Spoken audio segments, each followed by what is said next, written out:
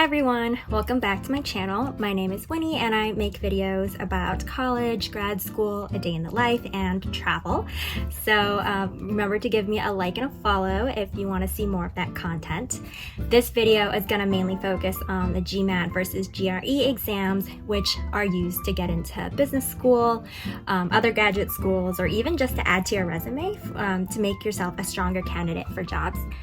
So you might have been curious about these exams, you've been looking into it and asking your friends and colleagues, which one should I take, which one is easier?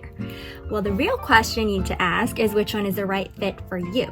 So in this video, I'll go through the differences and the pros and cons of each that I've noticed since I've taken both, and help you identify what is the best way to prepare for yourself.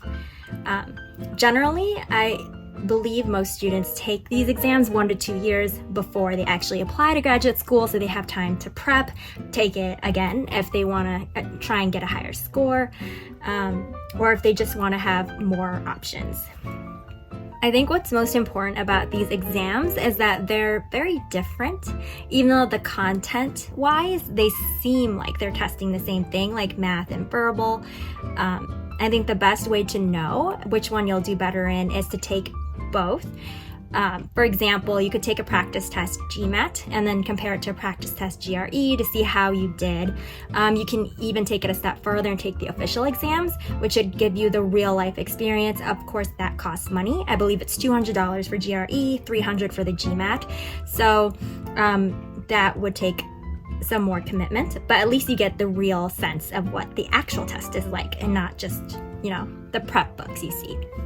So in terms of content, let's start there. The GMAT, I say, is more math heavy, math focused. In terms of like the concepts they test are harder, to me at least. So I think if you have a technical background or engineering or mathematics, you will do well in this test. The GRE, I think it's more focused on English and linguistics. Vocabulary is a big part of it. So if you are strong in that sense, or you're good at memorization, I think you would be able to do well on that test. So at the end of the day, it depends on who you are and what you're good at and what you enjoy learning.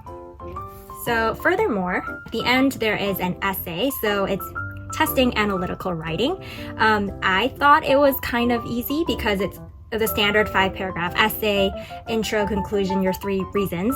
So to me, it felt more natural, something that you would take, that you would have had done in an ACT exam or something in college. They had integrated reasoning, which was more pie charts, bar graphs, data tables that you had to analyze. So to me, it was a bit different.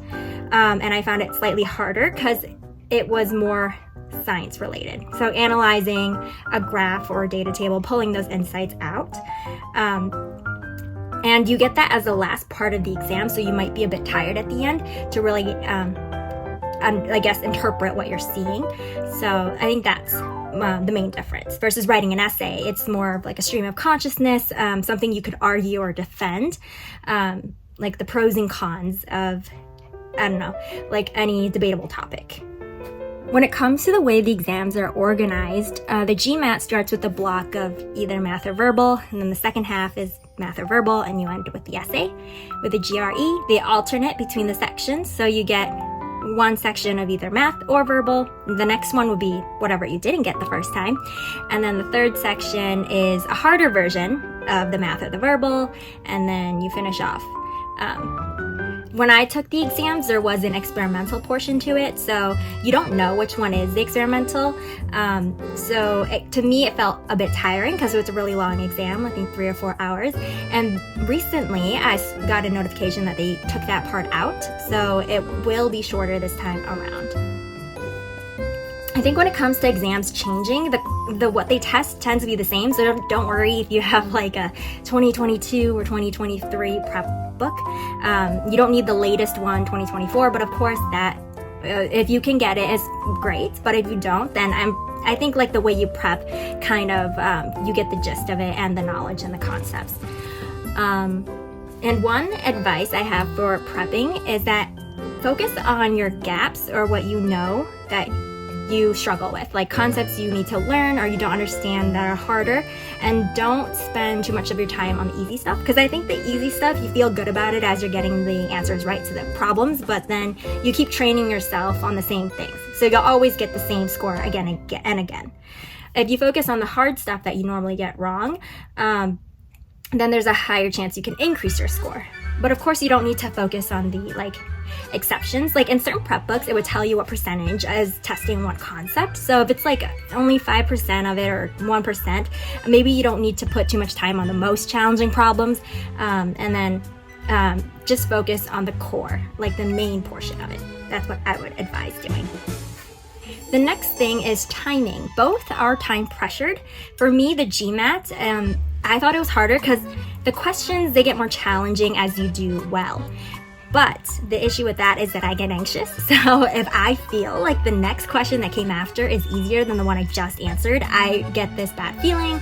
I'm like, oh, I'm probably not doing well. It's going downhill from here because it's just getting easier and must be getting the previous questions wrong. So I think you should only take the GMAT if you enjoy going down rabbit hole. Like once you're immersed in a problem, you keep wanting to solve it, and you're just excited the more harder problems come up.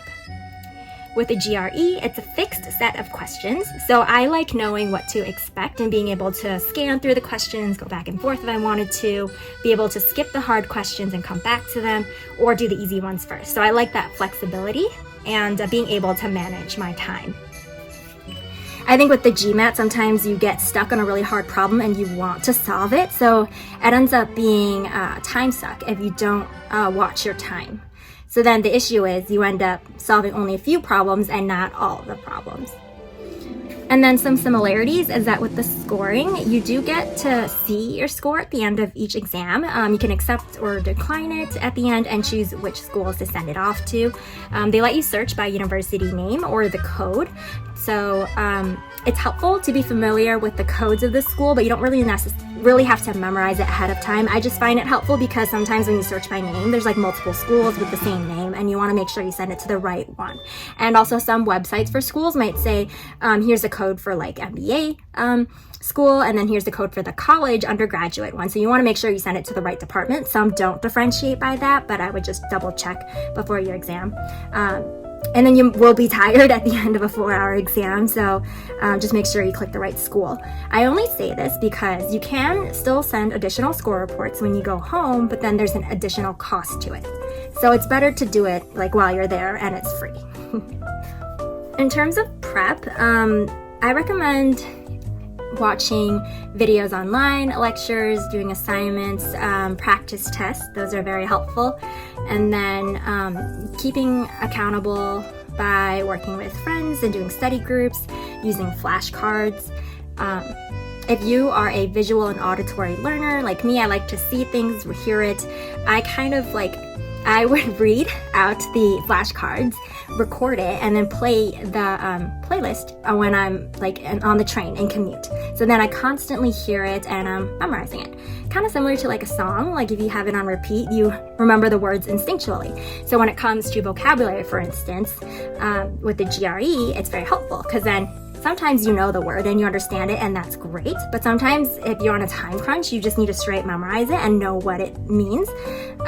That can help. And finally, how many times should you be taking these exams? I would say as many as it takes to get your highest score. I had some friends who took it once and had a really good score. Other people took it 3 times. The first time you kind of interpret it as you tried and see what you could get. Second one is you studied some more, want to get a higher score. And the third time is just a confirmation. Hey, is this the best that I can do? Or did I have a bad day the other times I took it? Or did something else happen that kind of shifted my focus or attention? How early should you start preparing? I would say at least 1 year prior to the year you want to start graduate school. The earlier the better, of course. I think it kind of depends on your personality. Do you like to look at problems early on and just have food for thought, nibble on it each day and study through it? Or are you more like a crash course, boot camp kind of person? You just want to cram it all in one session and just get it over with and work under pressure. So it just depends on you. So those are my 2 cents contribution to your very expensive journey. These exams are tough and they cost a lot, so I hope you do your best and hope this is helpful, and good luck to you. Remember to like this video if you found it helpful, and comment below what other content you want me to cover or learn about, and subscribe. Thank you so much for watching. Bye.